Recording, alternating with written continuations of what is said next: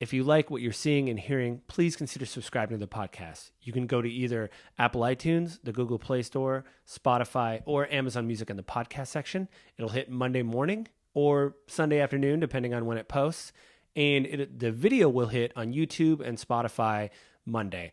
Spotify will hit Monday evening, and YouTube it'll hit Monday morning, 7 a.m., just like it does for the audio services. So please go to those places and consider subscribing or listening to the show. You can also write to me at gwgpodfellows@gmail.com if you want to write me a letter. Let me know what you think of the show, things like that.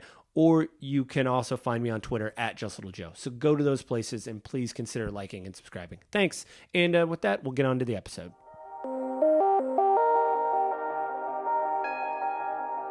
Hello, everybody. My name is Joseph Carlson, and this is episode 248 of Gaming with Grief.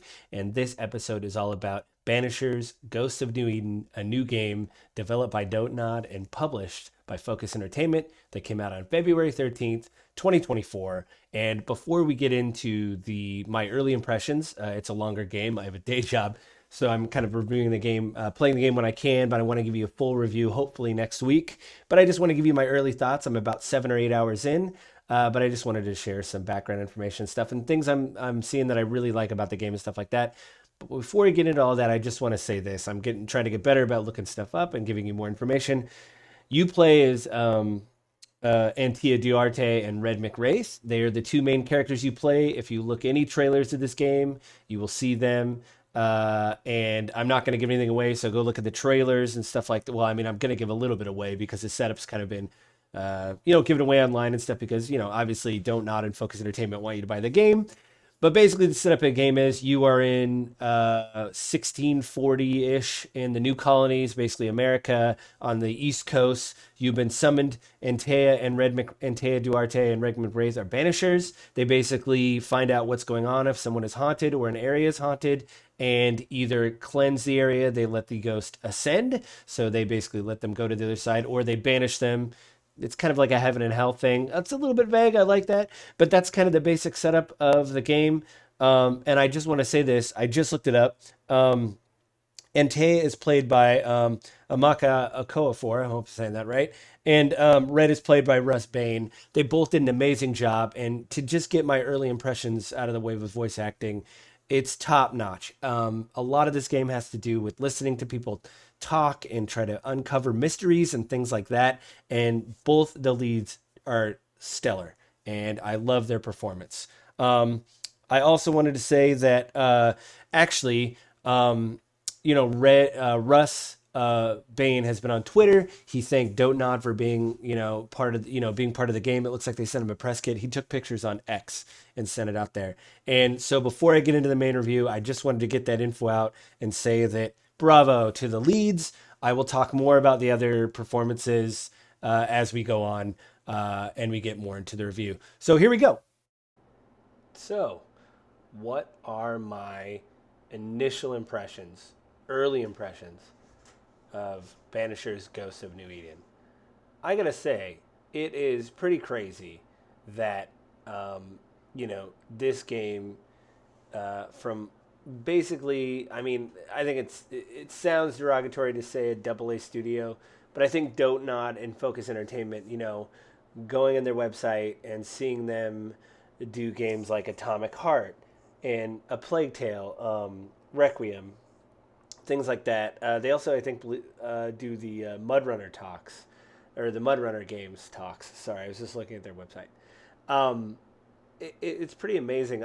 I think it's so eclectic. Don't Nod's also developed Life is Strange.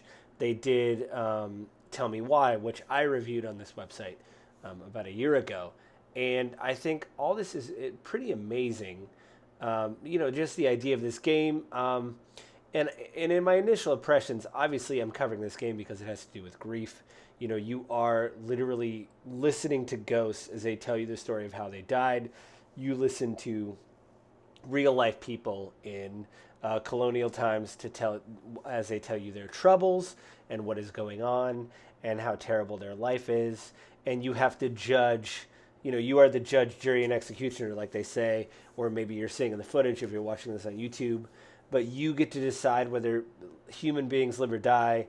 You send ghosts to heaven or hell, or I mean, I'll just say that, like, one thing I don't think people are talking a lot of this game. Yes, I have criticisms of this game. You know, if you came here to have me talk about combat, you're definitely going to the wrong place. One thing, as I play this game, that I think is fascinating is one, it is superbly voice acted. I'll have names in the full review. I'll shout out the actors and the names and things like that. But one thing I'm totally kind of blown away with is even the side characters and the side um, um, the not the chronicles, but like the banishing portfolio you have, that like you go to different people and listen to their story. Every side story that I've heard so far, you know, a tale of woe. You know, it involves sometimes a husband and a wife. Sometimes it involves, you know, your mentor when you come into the town. That's an initial thing that happens. It blows me away how much I am kind of on the edge of my seat, caring about what these people are going through and listening and really having a conundrum on what to do. Now, I am a goody two shoes. I've talked about that before on the pod, but it is really difficult, and I really have to take pause when I get to actual, you know, the decision when it's like, okay, there needs to be a closure. Do I kill this person literally? Do I let them live? Do I, you know, do the ghost that is next to them or this haunting? Do I banish the ghost? Do I let the ghost ascend and be gentle on them? What do I do? You know, I really, even though in the beginning, you know, there's basically two. You get I'm playing on a PlayStation. You get a gold trophy for, you know, the pass you pick. So there's basically, I believe, two different endings, basically so far. And I would say that even though you take an oath to being red, you and Antia basically tell each other, you know, you take an oath. You know, I'm in it. I'll go in that in the spoiler review when I do later. But there's basically two oaths you can give, you know, A or B. And what I'm amazed at is even though I picked A, let's say, and I'm a goody two shoes, I really start considering B because some of the people you encounter are clearly awful, awful people, and I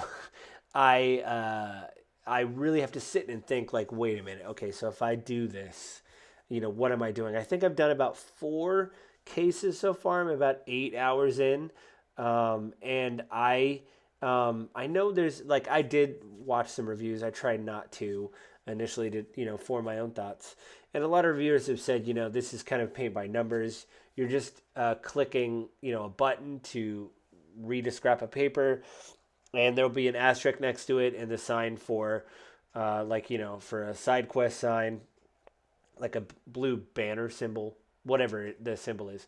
But a lot of people are saying, well, this is kind of paint by numbers. I'm just going through and I'm just clicking something to be like, yes, I found the book. Yes, I found the blacksmith hammer. Yes, I found a hill or something. I understand how people can find that off-putting, but what I find fascinating is the writing is so good. I don't care if I'm clicking on a box or it's just paint by numbers, because I think what is entailed in that and the voice acting, which again I'll get into in my full spoiler review. I want to have a list of the actors, shout some of them out and things like that. But like what is happening is the way they are delivering it to me is so engrossing that I don't care that I'm just clicking on a thing to hear the next dialogue thing or read the next diary entry or find someone's Bible or find a letter, or I'm crouching down and using my banishing rings to look at the same echo that I've looked at. I've seen that. The first boss that I got to, which I won't spoil here, I was listening to what it was saying. I had subtitles on. I wanted to get every word, and I thought that was so fascinating. Even though, when they kind of put the breadcrumbs down and say, here's kind of what the first boss is, and, they show you echoes, these ghosts are having traumatic grief-ridden experiences happening to them. And I kind of thought to myself, yes, I kind of figured out what had happened. I kind of know what's going on right now. And of course, this is what I think's going on. Everything came together in such a way that I was like, you know what? I don't care that I figured out what was going on or I knew, the the turns and the things like that. It's just so well acted. I'm just like, bravo. Like everything was delivered properly, everything was great.